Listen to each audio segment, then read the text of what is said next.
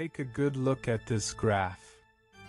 These are the live VCDS logs, and today we're going to find out if wrapping a 1.9 TDI's intake in gold is actually worth the effort.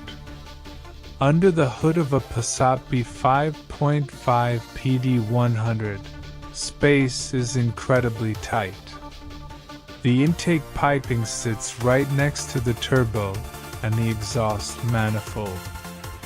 To block that massive radiant heat, I grabbed a roll of TurboWorks gold heat reflective tape. Let's see what it does. First step, get everything out of the way. We remove the air box, the MAF sensor, and the main plastic pipe. For the tape to stick properly, you have to clean the surface of any oil or garage dust.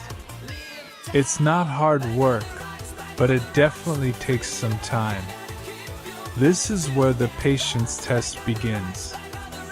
This aerospace grade tape is designed to reject up to 80% of radiant heat.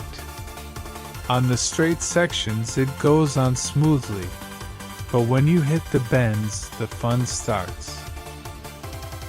You have to pull it tight and overlap it by about 50% on every spiral so there are no gaps. Is it a perfect show car job? No, it has a few wrinkles. But it's a DIY garage build, and the goal here is function over form. Everything goes back into place.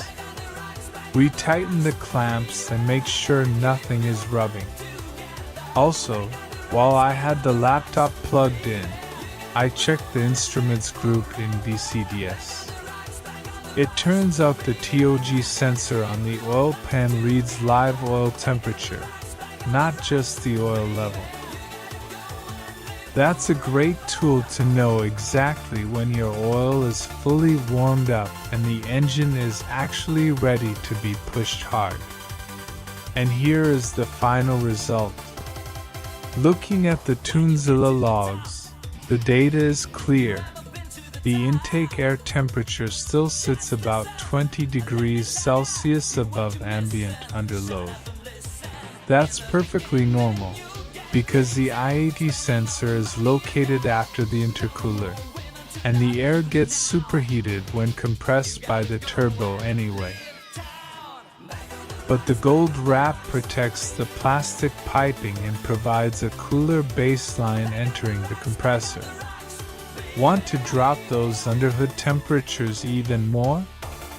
Next up, we're wrapping the downpipe in black fiberglass. Drop a comment, hit subscribe, and I'll see you in the next garage update.